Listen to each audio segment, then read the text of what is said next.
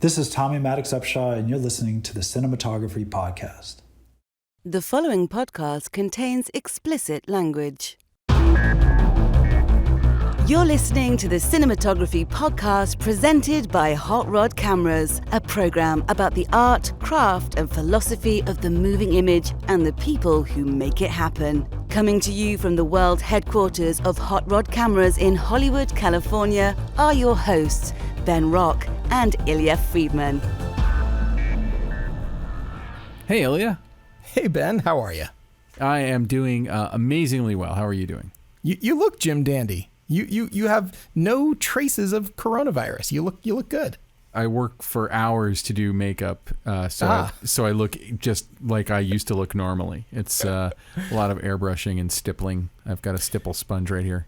People have made jokes about how the most popular background for Zoom will just be your room, but clean. I think it's also going to be like, very soon there is going to be masking the well-rested version of yourself every time you get on Zoom. So. Yeah, exactly. So who is on the show today, Ilya? Today on the show, we have the talented Tommy Maddox-Upshaw. Holy crap. He's, by the way, just a phenomenal guy to talk to. Really smart, really thoughtful. I just had a lot of amazing insights into the craft and the philosophy. I love it when people get all craft and philosophy on us. And he's got a great story that includes some people you might have heard of, like John Singleton and Spike Lee. So I'll say no more, but it was a really interesting interview. And he's currently shooting Snowfall on Hulu, which is not just a great show, but a gorgeous show to look at about kind of the exploding crack epidemic in LA in the 1980s. Indeed. I have watched some of the series and I quite enjoyed it, actually. I need to go back to it. Yeah, and it looks really good. And he comes in the third season, and I think he shot about half of the third season and most of the fourth. The fourth is still currently dropping. But before we get into that, we have possibly the most obvious close focus topic that we could ever have. As we're recording this, the Oscar nominations were announced this morning. We're recording this on Monday the 15th. And we have our Best Cinematography nomination. So we can start our ongoing debate about who's going to win Best Cinematography out of this group. And I was unbelievably pleasantly surprised to see that of the 5 nominees, we have interviewed on our podcast. How many, Ilya? Do you know how many? 4. For the 5. Just blew my mind. And you were kind of telling me off mic ahead of time what our stats in that regard have been in the past. In the past, yeah, we've hit like all of the ASC noms. We've hit like 2 Academy Awards nominations and then 3 Academy Award nominations. So now we're up to 4. 4 of the Academy Award nominated people were on the show this year. And we actually have the potential to have all 5 of them. So I'm going to caution you about picking a winner right now, Ben, because, I think that we should say we love them all equally since, they've all been on the show or are about to come on the show. Well, and we will actually save the discussion about who we think might win for when we have our friend Janelle Riley come on. She's an editor over at Variety to discuss all of them. But for those of you who haven't looked this up on your phone while you listen to us yak about it, it is Judas and the Black Messiah, shot by Sean Bobbitt; Mank, shot by Eric Messerschmidt; News of the World, shot by Darius Walsky; Nomadland, shot by Joshua James Richards; and The Trial of the Chicago 7 by our returning champion, Fade-In Papa Michael, with, I believe, a record 3rd appearance on the podcast. And, there was a lot of other nominations that were historic this year. Stephen Yuen for Minari, or Minari, depending on how you pronounce it. First Asian American leading man to get the Best Actor nomination. We also had 2, I believe it's Best Picture nominations directed by women, including one of them, Promising Young Woman, who I'm going to go out and say right now is, I think is a dark horse, but it's a good dark horse. And it could be like Silence of the Lambs year, where people didn't see it coming, but then boom, it sneaks in at the end and gets all kinds of love. So. And certainly a great movie and a beautiful movie, and a movie I'm really excited to have seen. And first time director, it's always a big setup for, it's like you're the first time director and now you got to live up to this for the rest of your life. Like, you can't just go make a fluff movie. You are an Oscar director from now on for the rest of your career. And of course, Benjamin Krashun, who we had on like a week ago, he wasn't nominated for cinematography, but, it got nominated for editing and all these other incredible categories. I think that tells you a lot about like his achievement in cinematography as well, but there just wasn't room for 6 people in there. So, I mean, he did an incredible job, and clearly, he shot a Best Picture nomination for the Academy Awards. I mean, he's got to be pretty happy right now, I would hope. Yeah. And actually, a little bummed out for Lachlan that Minari was not one of the nominated for Best Cinematography. Great work on his part in a gorgeous-looking movie. But I do think it's interesting that Minari got so many of the noms. It's almost a thumb in the eye of the Golden Globes, who had relegated that to a foreign language film. And the Academy is obviously just accepting that movie and kind of showing how forward-looking they are about these kinds of things. I'm sorry, I keep backhanding the Golden Globes, but whatever.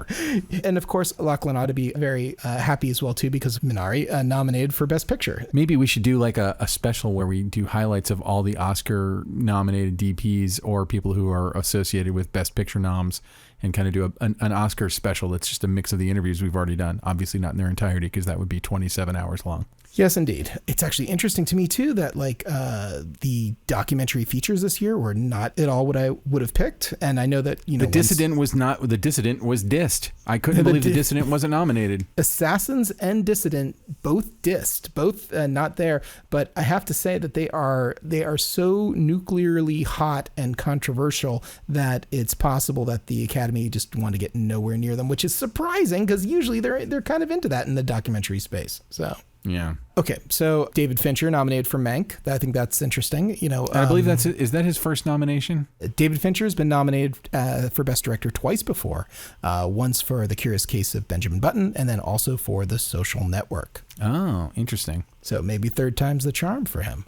But also Emerald Fennell for Promising Young Woman. And that's not just her first nomination; that's her first feature. Holy crap! Yes, indeed.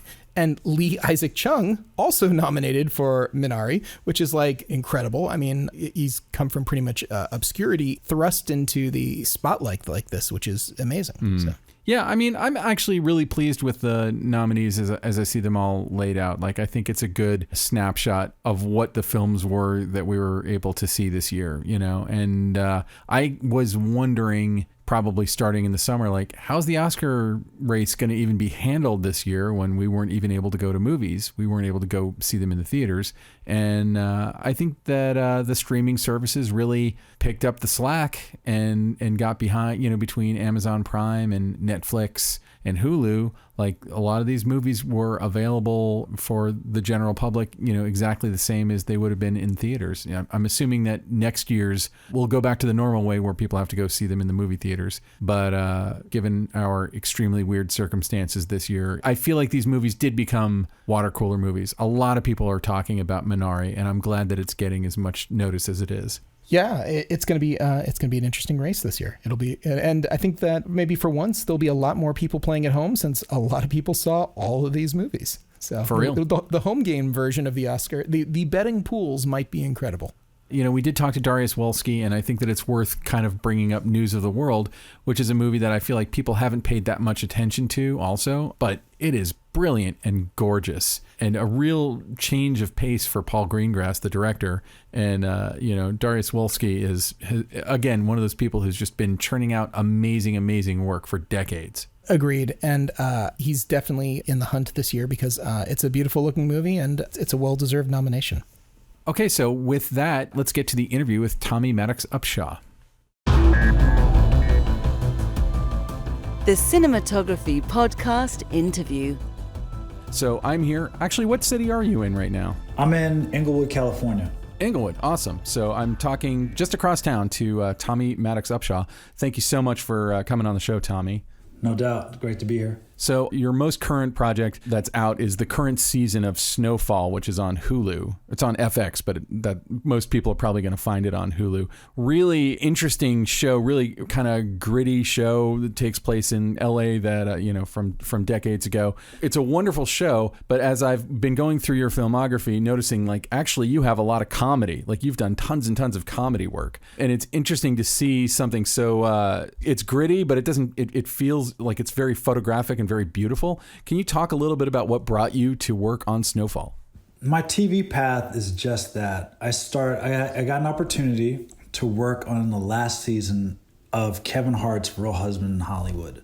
The Real Husbands of Hollywood. And a direct producer named Carl Craig, who I had worked with in the past on like a couple of TV movies, was the producer of that show. And the creators of the show are like Kevin Hart, Stan Lathan, and Ralph Farquhar.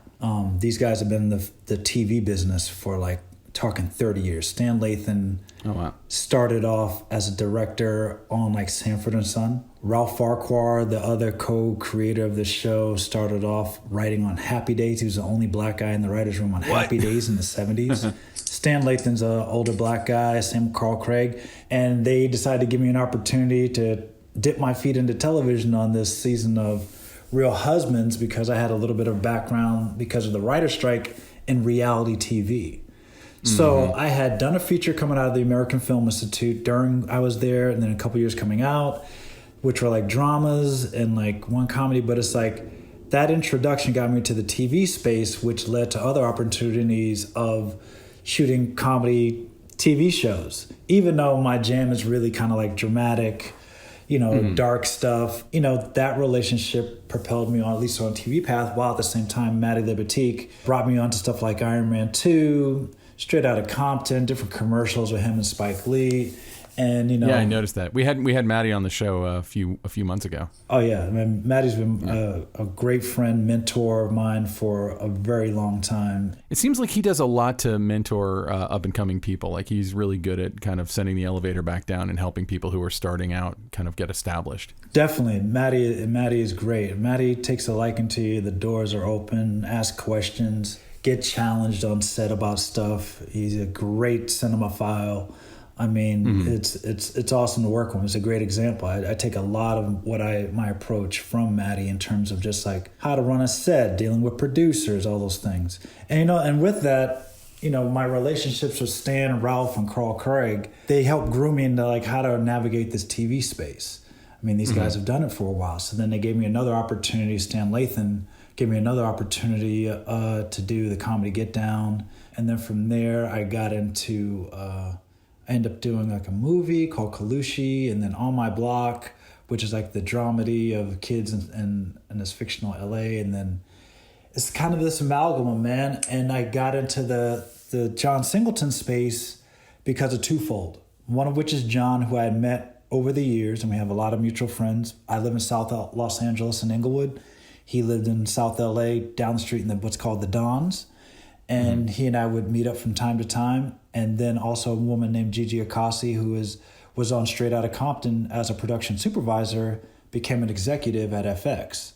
So between the two, my name came up for the third season of Snowfall. And, they brought me in the room. People saw I've done dramatic stuff. And I did this really small TV show for BET called Tales, which is a hip-hop anthology show. And Tales is a very dark show. They take all these hip-hop songs and they make narratives out of them. They're one-offs. It's like a Twilight Zone kind of thing. Exactly. So every week was a different approach, a different story, different cast. And there I had, started shaping all these different things. And they saw that and they were like, if you're able to do that with the money that BET's giving you, we think you can segue into something like this quite nicely. And this being Snowfall. Because everything is dark, gritty, hip-hop, inner city for the most part. And it did. It and period. I mean, it's, period is hard to pull off, especially, it's hard to, even just the stupid considerations of framing out things that shouldn't be there, or, right. Making it look exactly the way it looked back then. And I did a period piece in South Africa called Kalushi that you can see, which is a biopic about a young man that was killed for a crime he did not commit. And that was a biopic in South Africa that took place in 1979, but yet it was shot in like 2015. You know what I mean? So I've done a period piece in a foreign country along with dealing with like a gritty vibe within and of itself. So that's kind of the journey from the Carl Craig, Stan Lathan, Ralph Farquhar into like, I did a couple of indie movies of all the while being groomed by Maddie. And then John Singleton and Gigi kind of helped push me into the space of Snowfall. Well, and I wanted to ask you about, your relationship with John Singleton, or had you worked with him, who unfortunately just passed away not too long ago. And, John Singleton, I think, is like one of the main voices of his generation of filmmakers. I mean, like, I think I'm a little younger than him, but I remember like going to see Boys in the Hood, and I was growing up in Florida, and just my mind blown, and it's such a humongous loss. But like, what was the relationship with him, and, can you impart any, lessons or wisdom that you learned? That's a great story, because I had started when I was a PA I'm originally from Boston, Massachusetts, and I was a production assistant between New York, because my sister Kyla got me into the business, and she was doing casting at the time on hip hop videos for like Hype Williams and Brian LeVar and all these different people. And she brought me on to PA, her and her boyfriend Rich. And I got an opportunity to work on a Spike Lee commercial. And I started working as a PA lighting guy for this brother named Cliff Charles and this other guy, Donovan Lambert, as a production assistant lighting person. Like, so I was like learning on the job as a grip electric in New York. I would take the bus down, work, and then go back to school in Massachusetts at Holy Cross, where I went to undergrad. And I was doing that for years. But then when I went to AFI, Cliff Charles, the guy who hired me in New York to come down, was starting to shoot for Spike at the time. Mm-hmm. Cliff Charles hired me to gaff When the Levees Broke, the anthology about the Katrina, the first one. So I went to New Orleans, but I had developed a relationship with Spike over the years, slowly. And Spike Lee had a book signing here in South LA at Esselwan Books, a black-owned bookstore in Leimert Park. Who comes in but John Singleton? Oh, wow. John and Spike are really good friends, And that night was John Singleton's birthday. And he was like, "Hey, Spike, why don't you come to my house? We're gonna have some people over." It was a book signing for Do the Right Thing, this Teshin book for Do the Right Thing. So all the people that worked on it, that lived in LA, Robbie Reed, all these different people that worked on it were at the book signing. And then Spike invited me to freaking John's house up the street from the bookstore. So That's Spike crazy. Lee, literally, we walk into that, because I drove Spike up to the house, which was like 5 minutes from the bookstore, from Leimert Park. We go to the door. John answers the door. Spike Lee introduces me to John Singleton. And Spike Lee was like, "You should know this guy. You should know this young cinematographer at the time." And we exchanged phone numbers at the door. And I used to hang out with John periodically, go over his house. But it's because of Spike Lee that I got my first introduction to John Singleton. But then it took some years to finally get onto a project with John. But Spike Lee is my introduction, because he took me to John Singleton's birthday party one night at his house. Wow, like being introduced by one legend to another legend. That's got to be intense. Yeah, man, it's kind of crazy. Spike has been kind of that guy in my life over the years that I can't thank him enough, from inspiring me, from like watching Do the Right Thing and being in the movie theater for Malcolm X, to like being in New Orleans and hanging out with them, doing When the Levees Broke, telling that story 4 weeks after it all happened at Katrina, and arguing with Spike Lee. There's pictures of me and Spike Lee arguing for years, because I'm from Boston, and I'm a Sox fan, Celtics fan, Pats fan. Oh. And people have like 12 years of us yelling on set, and he still hires me. I got stuff even from last year. I did a commercial, and everybody just waits. They wait for it. It's like a thing in town for a certain crew of folks. They wait to see who's gonna talk shit first. Like, literally. I mean, yeah. Well, that was my next question. Was like, who starts it? Do you start it, or does he start it? I try to have peace in the recent years, and then Spike just has to go. He just has to do it. Like he can't help himself. You know what I mean? But he's hired me for like literally over about 12 years on different things. But it always comes up, and like, I mean, he even did something in front of Magic Johnson once. That was the funniest one. I was operating, and I think the Pats had just lost the Super Bowl to the Giants. And Magic Johnson walks in the room, and Spike Lee goes, and he waits. And there's like two guys from my neighborhood from Boston. We're shooting in LA. And he goes, "Hey, yo, Magic, you see that guy right there?" Magic's like, "Who, him?" And he points to me in a room of like 60 people. He goes, "He's from Boston." And Magic is like, "I knew I smelled the Larry Bird loving son of a bitch." And I'm like, "Yo, are you kidding me? Like, I've never met Magic Johnson before. Like," and I had to retort something. And I'm like, I can't believe Spike did this in front of everybody. And there's two guys from my neighborhood from Boston. I'm from Mattapan, which is the inner city like Inglewood. They take off and run out the room, right? One guy is like, they run out. And I go, "I know, Spike, I know you ain't talking mess being a Knicks fan, the whole place just went quiet. Oh man. Because I think the Celtics had just won the championship like the year before or something, so like you still had kind of bragging rights. But the Knicks have always sucked, so it's kind of like, you know what I mean? So he was I like, hope he hears this I podcast. can't believe you said that. No, this is years ago, man. I did a couple of jobs with Magic since then, but Spike and I've done a bunch of jobs since then. But that's like my Spike Lee. It's one of my funny stories. It goes on for years. Like it's. But I love Spike. I can't thank Spike Lee enough. I think Spike actually introduced me to Maddie Libertique as well. Spike brought me on a job to operate. Maddie was shooting. Cliff Charles wasn't. And Spike introduced me to Maddie first. And that's like 12 years ago. And freaking Maddie and I have been compadres since then. It all kind of comes together, too, because like when we had Maddie on the show, he was talking about how Do the Right Thing was the movie that got him excited about being a cinematographer. And by the way, total side note, that was on HBO or something last week, and I watched it. I hadn't seen it in years. That movie doesn't just hold up. Like, it was ahead of its time. That movie is so amazing. But, you know, like I always think it's interesting when people kind of get to work with the people who inspired them in the first place to follow the path. Oh, so, man, it's unbelievable. Let's talk a little bit more about Snowfall, because I'm excited to get into your background. No. So coming from Boston, though, and but Snowfall is kind of chronicling a very serious issue and tackling it in an interesting way. Can you talk about sort of the visual approach? It's always sticky, I think, to talk about TV because especially when multiple DPs are shooting the same series. But I'm always trying to dig to find out, like, where is the creativity for you, and like what is your approach to the show and how to make it look like what it looks like? I mean, people hear me talk about this from time to time, that, you know, Jeff Greeley and John Lindley, ASC, had set up a visual language, you know, kind of off of the pilot. I forget the cinematographer's name. He's from Belgium. Really good pilot. And that tonality to break up the storylines was kind of, you know, held to in seasons 1, 2, and then in 3, I still kind of kept to it. So you have the African American storyline, the CIA storyline, the Hispanic storyline, right? It's a little like Traffic, a little bit, the Soderbergh movie. Right, exactly. My approach was I kept to it for the most part in season 3.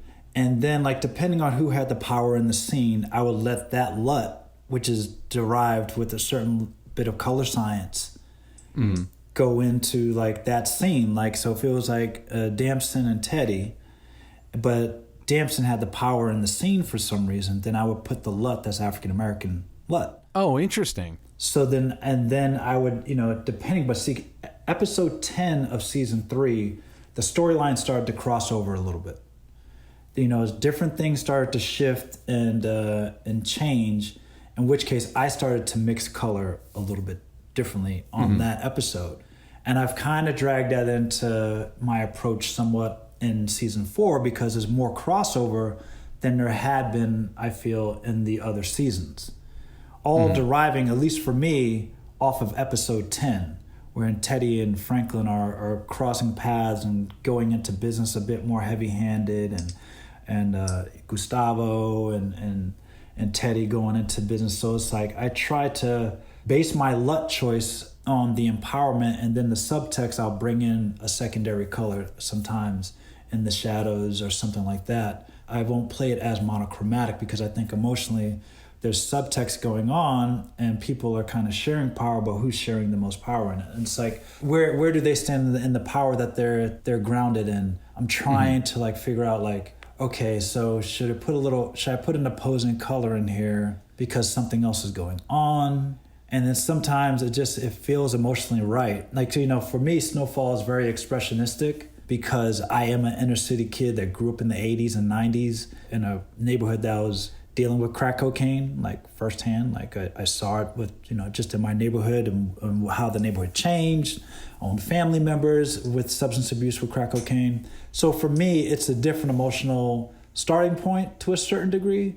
I definitely try to be a bit expressionistic, because it's not a literal telling of a human being. It's like an amalgam. Even when John was alive, we talked about that it's not just one person's story about South Central. It's a bunch of people that he's known and family members of his. you know. I think that's fascinating. And you said something earlier that I want to know more about, which is when you're talking about introducing subtext through lighting. When you're working on a project, do you kind of create like a legend, a code of what colors mean what? Or are you thinking about that? Or is it more like you're in the scene and you want to throw in a complementary color, or you want to throw in a bright color that pulls your eye in a different way? Like what's the philosophy that kind of gets you to these ideas? As I read each script, I try to, I go to the writer's room, and one thing I have to say is I can't, I got to thank Dave Andron, who's the showrunner and kept the story going, even with the passing of John Singleton. And it's like, he allows me to come in the writer's room. I listen to like the season arc and all that stuff. I look at the board, and with that access, we talk about what's the subtext, what are the other things going on. And I try to devise a certain Bible at the beginning of the season about where I would like things to go, per se. And, I've shown it to Dave from time to time, or certain episodes I'll devise like a 1 or 2 pager PDF, and I'll talk about what's going on and colors I may introduce, I did something this season on episode 4, I believe it's episode 4, where they go to the hospital, and I kind of flipped the color on its head with Leon and Franklin. And you could see that at first, Franklin is outside this hospital, and then he comes in, and the hospital shifts to like this blue, which he hasn't really been photographed in. But I felt, all my practicals and like, for the most part, still retain the African American warmth color, even though the base color is like this blue. And I was just trying to express that, like, Leon and Franklin are at kind of a low of like where they are in their relationship. They're still in the context of the African American storyline, but they're at a hard spot of like being at odds. And I did it. It's like I hope it works. It's kind of like anything else in art. I'm influenced by fine art. My undergraduate degree is in fine art studies and from Holy Cross, and it's kind of like I take chances. Some of the stuff you have a game plan.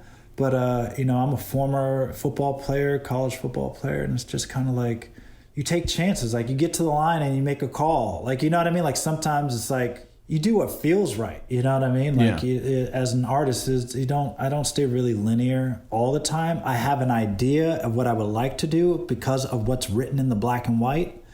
And then when you put your feet on the ground and you see the blocking, then I get inspired to be like, maybe I can deviate from it a little bit. Maybe we can try this out. And I think it works from time to time. Sometimes I think I go too far, possibly, but I think it's the space to try it out. I'm kind of like... Well, you said it yourself, expressionism. To me, expressionism is a school of art that is about going pretty far. About taking things away from realism. Right. And I think that's what Snowfall is. It's an expressionistic thought of what happened to my neighborhood, what happened to South Central, Chicago, East St. Louis. I grew up in an area because of what happened with crack cocaine. The violence skyrocketed, and my neighborhood of Mattapan got the nickname of Murderpan. Oh, man. It's just like one of those things. It's so I'm reflecting on how I felt as a kid, seeing drug dealers on the corner and seeing my relatives who were addicted to crack coming to our house asking for money. You know what I mean? Like, that's where I pull from.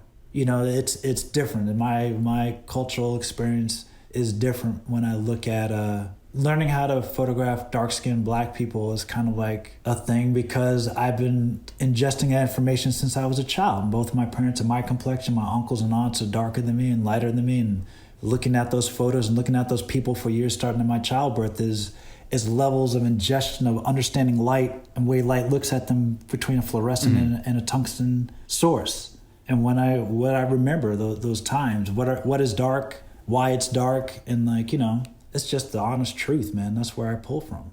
You know, I mean, I know that you've worked on some true stories and stuff like this, but it seems to me, based on what you're saying, it's close enough to your experience. Like you're able to bring maybe a little bit more of your memory or your personal feelings about the stuff to the job, which doesn't happen, if you're making a Star Trek show or something like that. You don't get the opportunity to kind of put your whole self into it. Are you ever on set or even looking at the script and say like, hey, well, have you ever made a suggestion, should I say, like, well, this is sort of how it happened to me, or do they look to you for that kind of stuff ever? Yeah, it's not just me. John helped devise a cultural understanding on set. There's a lot of black people that work on set and brown Hispanic folks who happen to be inner city youths at the time, and they take suggestions from a lot of people. If it's authentic, Dave Andron is open to taking suggestions about things that people say and do. I mean, you got to remember, Damson Idris is from the UK. He's an inner city kid, but he grew up in a different time period. So we have somebody, we have Dub C from West Side Connection, who is like this old hip hop head who is dope, awesome human being, but he helps give Damson insight into what it was to be in South LA. And I'll say stuff about culture like, yeah, I don't know if that would happen. Maybe this happened. I remember when my family was dealing with it and how people turn a blind eye to certain things and having fear of folks, you know what I mean? Like Eamon Joseph, who plays Uncle Jerome, he's from Harlem. And he grew up in Harlem in the 80s. So there's a certain bravado that he brings to it and things that we say and do and how people react to stuff that I know what to look for. I can look at Eamon, I know he's going to give me a moment, and I'll tell the operators, like, hang on Eamon just for a little bit longer. It's like, because I know the moment that I know what he's going to do for the moment and then go away from him. You know what I mean? It's just cultural nuances that come on the show because culturally there's people behind the lens. It's like, that's what I even say about Spike Lee stuff at times. It's like, I love Spike's work, but one thing about Spike's work is it's authentically black. You know what I mean? Why does it feel different from everybody else? Because there's a lot of black people behind the scenes helping carve and craft these stories that Spike took a chance on. The same thing with John. That's why Boys in the Hood holds up. There's a lot of people from the neighborhood that made that movie. And that's what's going on Snowfall. There's a lot of us from the neighborhood and from the culture that make that show. That's why it feels different. I think Snowfall feels different than any other show out there because it's not just in the writing, which Dave Andron has a lot of black people in the writer's room and brown and Asian folks. But when we get on set, there's just a synergy and nuance that has been set up by John Singleton before he passed away that it resonates. I mean, that's a great tribute to him too, to his talent in terms of just as a leader to kind of bring people together. That it's outlived him and it's gonna hopefully keep going. I was noticing when I was watching the show too that it seems like there's a lot of practical lighting. Like there's a lot of like big rooms that we walk into, or large spaces that we then obviously get into close-ups. But it seems like a lot of the lighting is kind of even part of the set in much of what I've seen of the show. Yeah, I try to make the practical the brightest element, and then I'm putting in like a base tonality that is complemented in the LUT. So like I'll put a base fill that's a few stops under, and with that base fill, I kind of blend it just depending on the LUT. So I'm always looking at the color through the LUT space. So if you look at it by eye, it looks like one thing, but then you look at the monitor, it looks like something else because I'm twisting the color science of the LUT. Yeah. And that's one of the reasons why I use the Sony Venice is because it has bigger color space. It has 16-bit, which is bigger than the Alexa, and it has a higher ISO and dynamic range. So then I can nuance things, I think, a bit easier than I have been able to on other camera systems. So that's why I choose that camera. And so when it looks like it's just the practicals, there's a way that I'm also finessing that, looking into the shadows. And it's never really like a straightforward base fill for me. It's always, I'm bouncing off a surface, I'm using different colors that complement the skin tone or the practical or something. And so then they walk through it and they don't look lit. I try my hardest to try to blend as much as possible. And then I'll do something with like a pronounced key light when I get into the close-up. That's still kind of like a lateral thing that's complemented by a base fill from over top. Snowfall, for me, I definitely try to, the lenses are a part of my color temperature choices. So I choose certain lenses at certain times because of color temperature and the way they look on brown skin tones. Whatever complements I think, the best at the time for what the story is. I've chosen different lenses over the years. Some work better than others. So for season... Can you talk a little bit about like which ones work better than others? And I really love super speeds. Like talking to Malik Saeed, Malik Saeed is one of the guys I looked up to for years, and I saw doing music videos. I talked to him before I started Snowfall about some of the things that he likes, and he loves super speeds. And even Maddie said the same thing on Straight Outta Compton, where I did some second unit. Maddie has super speeds and Kawa anamorphics. And it's really the color temperature of those look great with brown skin tones, in my opinion, when you project them out and take a look at what happens. And I used them on another show on Tails, and it did some great stuff between the color temperature and the flares of them. It looked really good. And then I also used, on season 3, I used the super speeds, then I jumped to K35s for the finale, mixed back with super speeds. Half of the story shot on K35s, the other half was super speeds because I want a different type of flare, but the K35 still had a level of color temperature that was resonant of the super speeds, but it just had different flares. It had a bigger, bolder flare for the alternate universe that we were photographing in the beginning of episode 10. This season, I started off on the Vantage T1s. The color temperature is a little bit cooler. I thought I can make up for that in color, but then they just didn't have enough like panache for me. So I didn't really care for them that much. Elliot went back to the super speeds on his episodes, and I went over to Cowl Promenades because I wanted a bit more flare, bolder flare. And Cowl Promenades are pretty warm too. So I kind of approached it a bit because I like to backlight the hell out of places on the show. And I like that pop of the flare. So I went over to the Cowl Promenade Saphiricals. I hear you talking about, like, in terms of photographing darker skin tones, that going warmer seems to be something that you're trying to do, or you're looking for lenses that give you a warmer look. Just for what this story is, I think it complements, because I always think of it like this. Where's my base neutral going to look like? If I can get the best base neutral situation when looking at the brown skin tones between whatever the color science is of the camera and the lenses that I choose, then I can twist it to whatever I want. What's my best neutral spot, my starting point, and then from there I manipulate. That's the way I like it, because then I know I can always bring it back to that neutral spot. Do you know what I mean? It's just like any other tool. It's like if I know that my starting point is great, then I have room to manipulate it the way I want. So I have a huge question, but I don't know, like, everyone has a different answer to this, but it's like when you're talking about like breaking down a script and finding subtext and finding all these different shades and colors and things that are in the script that maybe aren't there on the first read, how do you organize those thoughts into something that's like a practical thing you use in your day-to-day on set? Or is it something that you just kind of file away in your mind and remember it when you're there? Everyone does it differently. Yeah, my thing is I read it the first time, straight pass. Then the second time, I start to see the rhythm and patterns of the storyline. And then the third time, I start to highlight stuff. And then I put it into a PDF. And I try to show visual examples within this PDF of my ideas. And I break down, like, the beginning of what I think the story arc is. Then I talk about characters a little bit. And then I talk about visual arc that complements the story arc. And then from that point, I'll go into, like, the technical approaches of stuff, all within this PDF. It takes time to do, but it helps me. Do you do it in like scriptation or something? Do you have a specific? I use Keynote on really? Mac. You're not the first person to tell us that. No, several people have told us they use Keynote. Yeah, it's a great program, and I can pump out PDFs from it. And I use scriptation to read the scripts and to write notes down, but I use Keynote in order to make these PDFs. And this one guy showed me the best example of it is a cinematographer named Keith Smith. And he had these amazing presentations. And I would just look at his stuff and then try to copy it. He was like, here, take this, take a look at it. He went to AFI before I did, older African American cinematographer who I had married for years.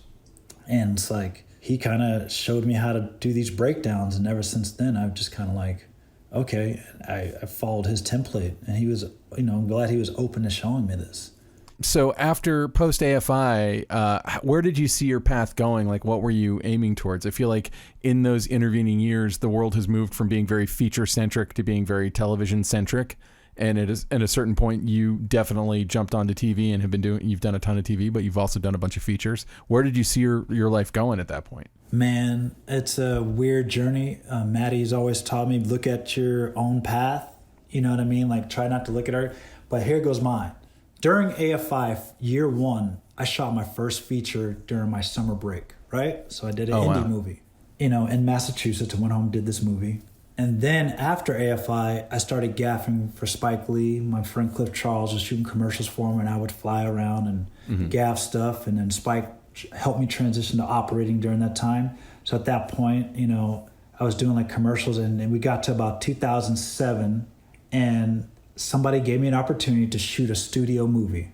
Summer 2007. It was a sequel for Sony called Three Can Play That Game. It was a sequel. It was going to come out in the theaters. It was a small movie, but the first one did really well. And man, the writer's strike hit. And then the actor's strike hit. Mm-hmm. So I went from like doing these movies, I'm making I got into movies. Like, it was only a few years after AFI, right? And I'm like, I'm going to be doing music videos. And music videos started to bottom out like mid 2005 or so. Coming out of AFI, there were still some, but they were slowly dwindling away. It was like the middle class dropped out. There's the micro budgets, and then there's a Beyonce video that's done for millions of dollars, and there's nothing in between. Right. So that's what started. But I was steadily going into the movie sector of it all. And when those two freaking strikes hit, dude, I ended up in the reality TV space and ended up operating on reality TV. Back when my friend Terrence was still living in LA at the time, he got me on some reality TV. I got health insurance because they turned to be like union shows. And from that reality TV space, I would still try to jump on a movie here and there to operate. And then it was just like, I was doing small TV projects, like small TV movies.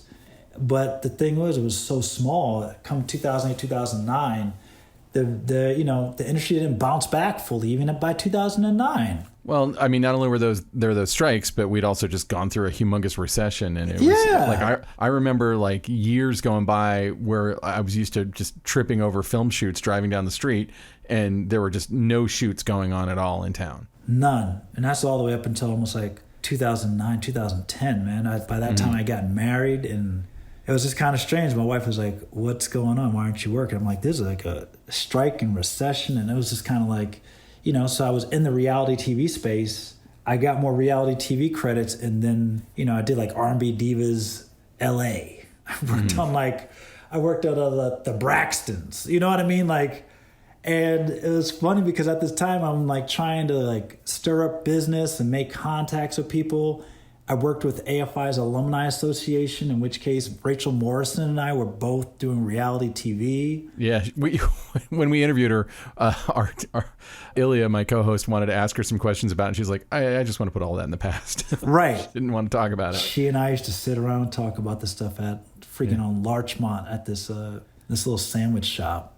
And we were both there, the same agent at the time. And Rachel and I, even though she remember she just had finished, she was going to do Fruitvale. I remember she finished it, and she was like, well, we'll see what happens. And of course, she fucking explodes.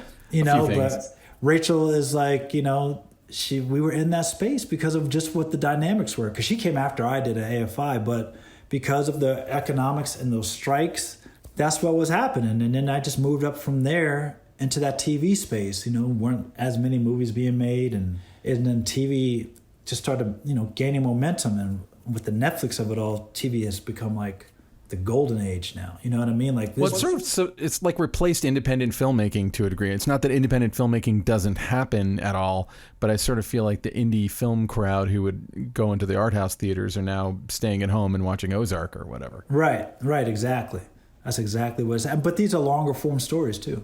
You know what I mean? It's not just standalone each week, sitcom of the 80s, which has its own lane. This is this is great. Even the single camera stuff from the 80s and 90s, a lot of that, the storylines never fully intertwined week to week. It was it's kind of loosey-goosey, you know what I mean? It was never referred to. Now they're long form movies, which is great. You got 4 networks, where are you going to go? Right, exactly. And Disney kind of owns all of them, you know what I mean? So, Yeah, now they do. yeah, man. So that is kind of my journey. That reality TV space put me into narrative TV space. And then just as the opportunities have come, I kept trying to do the movie thing to get back into it. You know, I'm ready to do a movie though.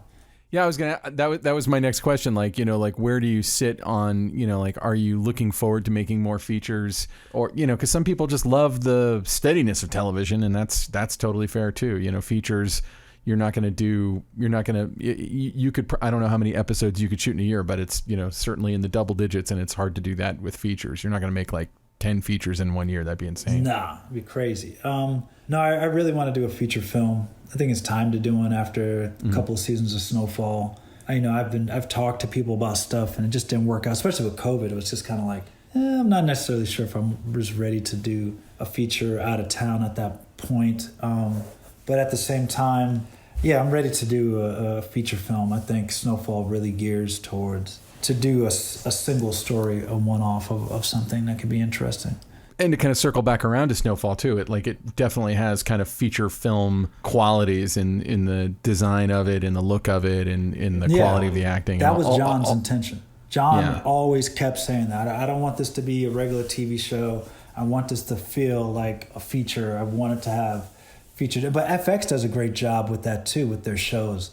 They have, Dana Gonzalez does great work on Fargo. I mean, you look at that, it's like, Dana's freaking kicks ass on that, amongst Simon Dennis and his stuff he does with Ryan Murphy, who I just worked with the other day. But they do great stuff over there, you know what I mean? FX as a network, Atlanta. And so that John wanted that, he got it. I think he's done a great, did a great job with it, and it's opened many doors for me, because of that feature film design of the show, and letting me, him and now Dave Andron let me kind of run around a little bit crazy at times to do some of this stuff. Elliot and I both have had more opportunities because of this show. Elliot's doing a feature right now in New Zealand. Oh, wow. Where there is no COVID, so. Don't even get me started. It's a lot of hate for Elliot right now. I always say in all these interviews, Elliot is eating scallops and drinking wine without a mask. I love Elliot. I love Elliot on so many different levels. So I think we're kind of close to time here. I always like to ask people, are there any of the projects that you've worked on that you feel like people don't hear about enough, that you think more people should check out? I would say Kalushi, the movie I did. It's on Netflix, which is a biopic, a true story about Solomon Mashlungu, who was a freedom fighter in the ANC during the 70s and was killed for a crime he did not commit. It really helped my career. It's a great story.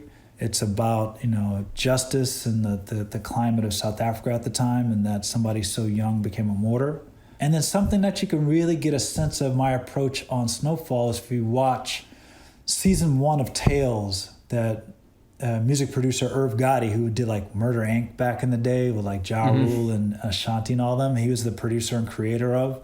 I did season 1, and I did episodes like 1, then like 3, 4, 5, 6 or something, and then episode 10. But there's some good stuff. If you find the episodes that I did, I really liked it because each week, as the story changed, I changed the lenses, I changed the palette, I changed all these different stuff. The stories are pretty good, but it shows you what I like, the diversity of range of trying things out. And like being a cinematographer, if you ever have a chance to work on something like that, or even just taking chances, I think Tales is a good thing to just take a look at. Like the stories or not, I think it just shows some of the stuff I did from the first episode of what's called Fuck the Police, which is an interesting tale of like racial injustice, but just some of the chances that I took, on it. And then you look at something like Children's Story, which is another one, I went to black and white, and just the difference in the approaches. So before we conclude, where can people find you online if they want to check out more of your work, or if you're on social media and like to interact with people? Some people don't. Yeah, Maddox DP is my website. You can always submit, questions there, or Instagram, the Maddox DP on IG. If I may say of your website, virtually every DP that we have on here is like, don't look at my website. It's out of date. It's old or whatever. And your website was super current. Like it had stuff from Snowfall on it. Like it had so much amazing stuff on it. It was as I was kind of researching you before the interview, it was an amazing resource to kind of get a sense of the vibe of what you do. Oh, thanks. And here's a good story for cinematographers. I had a friend who used to cut my reels for me. He was great. But my friend also had a family and he had a job, right? And I loved him to death, my boy Manny. The thing is, though, I couldn't wait for him to cut my stuff and to help me put a site together. And my wife my wife was always putting these little websites together for her business. And I was like, so what's this platform you're using? And I'm not an IT guy at all. I put that stuff together myself. I would sit there on YouTube night after night, do it in 10-minute chunks. So I put all my stuff up on my website. I went and bought Final Cut 10 on this same MacBook Pro that I'm talking to you on. Mm-hmm. And I figured out how to cut my reel together, post it, make transitions, do all this stuff, because I just got fed up because of the turnaround time, which will kick your butt if you're trying to get up for new things, and just to be able to control what images I want people to see of my stuff. So I can get rid of things fast and repost things fast, and I connected my stuff through my Vimeo, but you have to get kind of fed up after a certain point, because it really doesn't take that much. All you need is a laptop, and a lot of the platforms are designed to interact with each other now, and just watch a couple of YouTube videos. Just do 10 minutes a day, and if all you got is a minute worth of good stuff, put your best minute forward, but at least manipulate your minute to show your best foot. And you can get on something like Squarespace and use their prefab template and move stuff around and just watch tutorials on YouTube. It seems like a lot, but if you do 10 minutes a night after a week, you'll have a full website. So I appreciate what you said about my website. That's the way I am. Actually, your frustration describes exactly how I learned how to edit, and editing is something that I often do for money now. So, I got tired of waiting for people to give me a favor and edit for me, and I just learned how to do it myself. Anyway, it's amazing talking to you. Anyone who is listening to this, please check out Snowfall on FX, and I can't wait to see what you do next. Just amazing work. I really appreciate it. Thanks so much, man. I appreciate it, man. Thanks for having me. All right, so that was Tommy Maddox-Upshaw. Thanks so much for coming on the show. Can't wait to finish up Snowfall. So, Ben, guess what? What? I said that really angry. I don't care. I'll let it stay. What? What, Ilya? What now? It's time to pay the bills. Oh, man, it's my favorite time. Yes, that's right. We have to thank our fine friends over at Aperture, maker of high-quality LED lights for independent filmmakers, for professional filmmakers, everyone in between. They actually came out with something, and this isn't a product, and they have a lot of cool products, but actually I'll mention one of them because it kind of plays directly into this. They came out with an accessory compatibility chart. This is something I wish that more manufacturers would do. I think that some manufacturers might shy away from it because sometimes there's third parties, there's other people who are making products that are compatible with their own products and they want to sell their own products. But Aperture went ahead and did this, and this compatibility chart shows all the accessories that they make for all the lights that they make, and also the third parties who are making accessories for their lights. And that's super handy, especially because they have got some extremely popular lights like the 120D Mark II and the 300X and the 300D2. These lights have almost 20 different accessories out there available, and these include reflectors and ellipsoidals, also known as LECOs, Fresnels, which are focusable lenses that go in the front, barn doors from a couple of different styles, plus all manner of diffusion, soft boxes, light domes, lanterns, you name it, space lights, it's all there. And it's really easy to forget what fits with what and what goes with what without this sort of diagram. Now, Arri is pretty famous for doing this sort of thing on the camera side and for their remote focus systems and giving you all the Arri parts, but they fall short of, actually plugging in like the third parties, the people who are making stuff that's also compatible. And I gotta, give a tip of the hat to Aperture for putting that out there to say, hey, look, we make these great products. There's some other people out there making products that are compatible, and we want everyone to know about all of them. And I think that's wonderful. I think Aperture definitely doing the community a service, doing their customers a service by making such a handy chart. And we will put a link to it in the show notes, or we'll post it on the show notes so you can check out and see all the different parts and pieces that fit along with every Aperture light. And if there's something in there that you didn't know existed, now you'll know. That's brilliant. That's awesome. Yeah. Thanks, Aperture. Yeah, it was pretty cool. And now, short ends. All right, so Ben, short end time. Where are you with the short end? You got an obsession this week? I really do have an obsession. So because you won't be surprised as to how I stumbled upon this. Is it a podcast? No. It is not a podcast. Not a podcast this time. YouTube has an algorithm that, feeds you what you think you want. So it fed me a channel that had an episode in which the title card from The Thing was recreated. So it is how to do a DIY filmmaker kind of thing, and also John Carpenter's The Thing. So that kind of gives you those two axes give you an idea of what I look for on YouTube all the time. And so it is a channel called In Camera, and it is from some really amazing physical effects people who work in the UK, and they have a studio and they do physical effects. And some of the episodes show how they do stuff for actual movies. So like they did a thing, there's an episode where where they're compositing real fire elements onto a body burn, where the filmmakers didn't have a big enough budget to do a full body burn. So they shot new original fire elements to composite onto there. They do an episode The Thing one was brilliant because for those of you who don't know it, John Carpenter's The Thing, the opening title card, which shows the Earth and a UFO flying towards the Earth, and then it fades out as the words The Thing in their logo show up and burn away and kind of have volumetric light coming at us. It was actually shot practically. So they made a cutout of the title and had a smoky room with a light behind it. And they do a whole episode on recreating that. Then they do an episode on how to just do volumetric lighting with anything, how to make a title card. And they actually made their own logo. They did a volumetric lighting thing with that. They did a thing where they created a cloud field using, the stuffing material that you would have in a pillow or something like that. They tell you what it is. They tell you everything.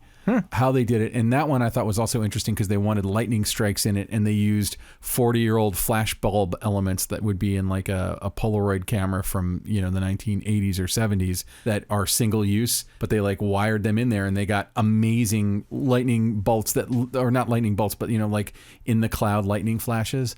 And there's just something very tactile and inspiring about the work that they're doing, showing how to do stuff practically, showing that stuff can be done practically. And it's very demystifying, I think, for even for me, even jaded old me who's been doing this forever.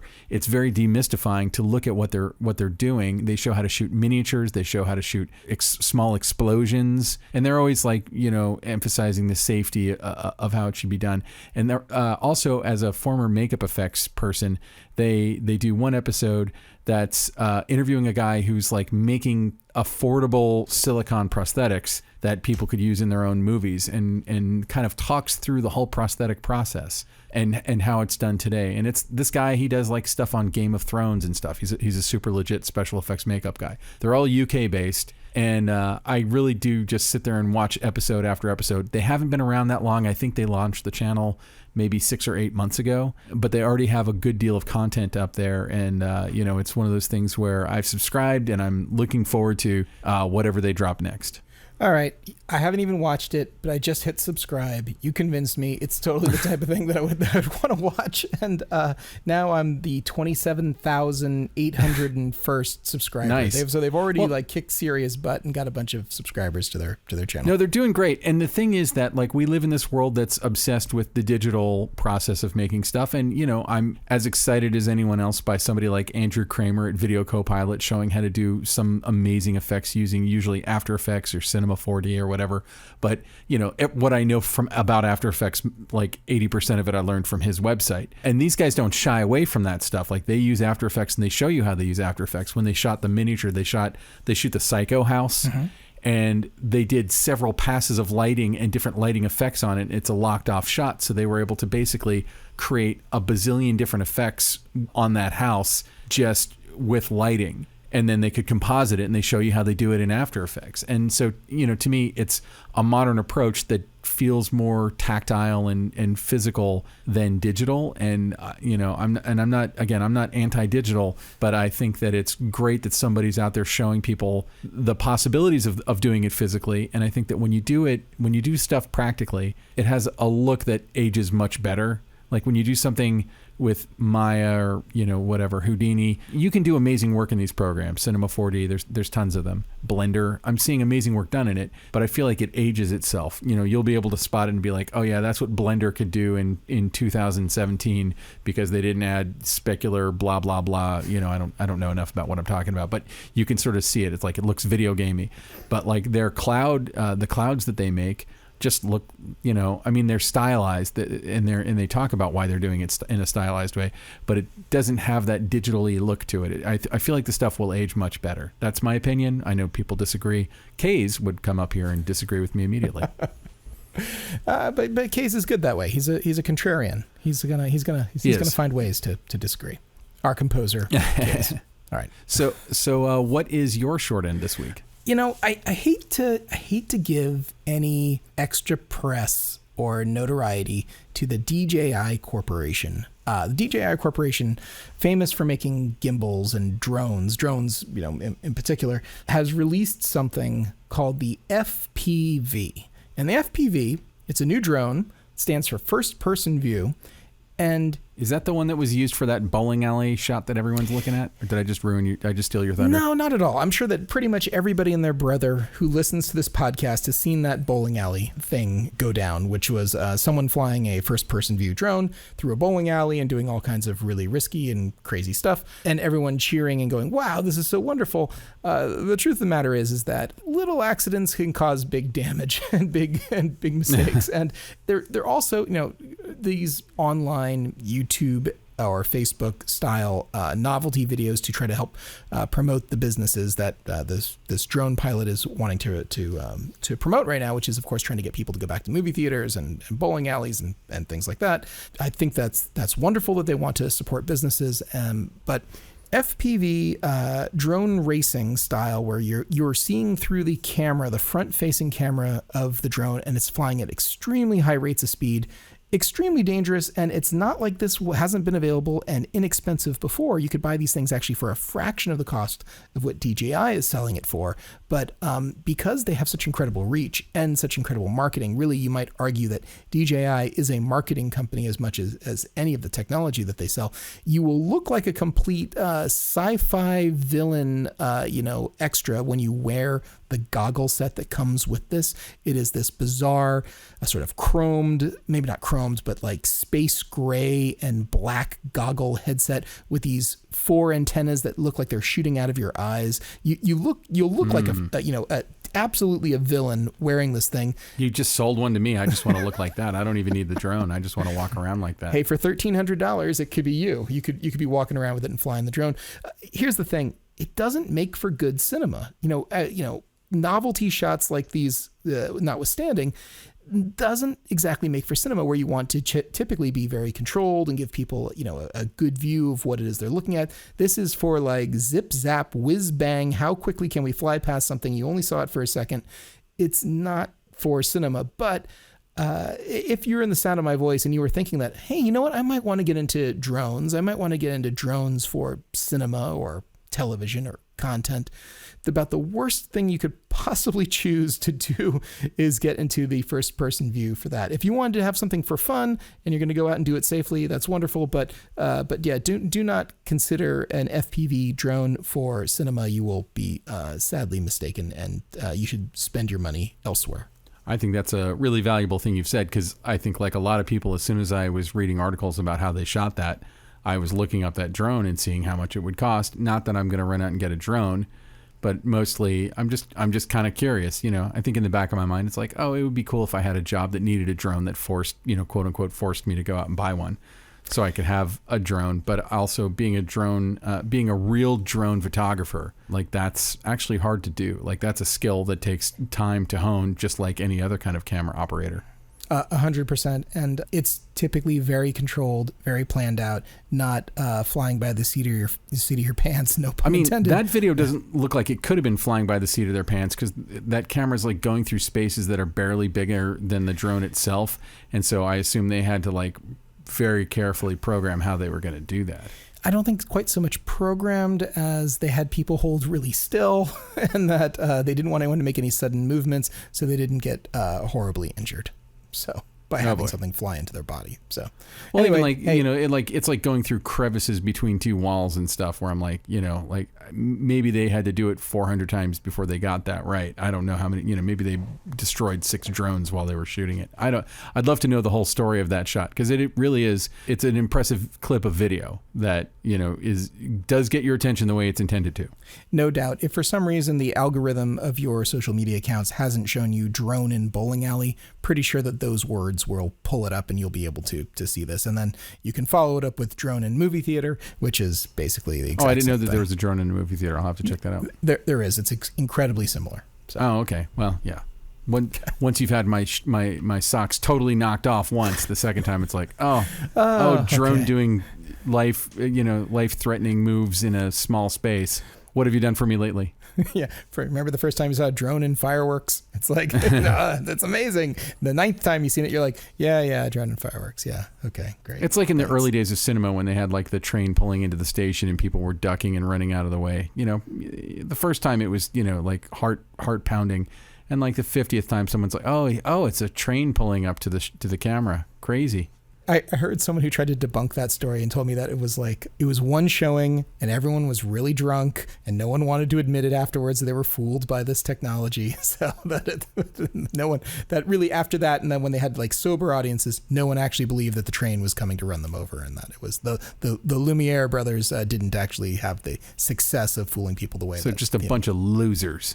Just a bunch of losers freaked out about a train that was going to... And they're all... By the way, all of them, 100% of them are dead right now. All of them. Oh, they are. Their descendants They're might be so even, dead. so. Their kids are dead. Their grandkids are old. Anyway, so Ben, I think that pretty much does it. We got to thank some people. Who should we thank? Number one, no one to thank more than Alana Cody, who lined up this and if not all of our interviews. Holy crap, she does such a great job producing this show and keeping the train to strain our previous story, to turn that into a metaphor, keep the train on the tracks and scaring the audience. Scaring us. Get out of the way. Here comes the train. Yeah. Okay, let's thank Kays, who, the before mentioned person who's not listening to the show, but, is argumentative and denier and contrarian. He will, I'd say he enjoys a spirited conversation about a controversial topic or two.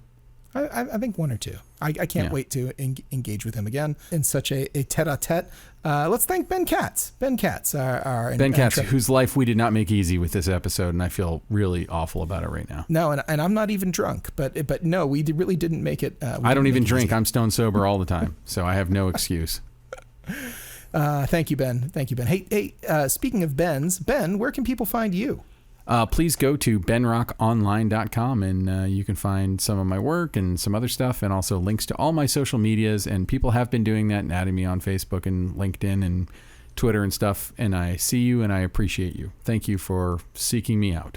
And Ilya, where can people find you? You can find me over at Hot Red Cameras. Hot Red Cameras, the sponsor of the show. We sell all manner of camera equipment. And if you'd like to work with a small business that is friendly and technically competent, give us a ring. We're happy to help you. Friendly and technically competent. Is that on your business card? It really should be, because those are, it turns out, the things that separate us from other businesses that are large, unfriendly, and not technically competent. Large mouth breather corp. Yeah, your words, not mine, but yes, that's true. Yeah. All right. So I think that's just about going to do it for us. So Ben, next week we'll have another fantastic episode, and I'm looking forward to it. Yeah, me too. So thank you very much for listening, and we'll see you next week. This has been the Cinematography Podcast, presented by Hot Rod Cameras. Find your next camera, lens, or accessory on the web at hotrodcameras.com. Don't forget to subscribe to our show on iTunes and connect with us on Facebook and Twitter. Thanks for listening.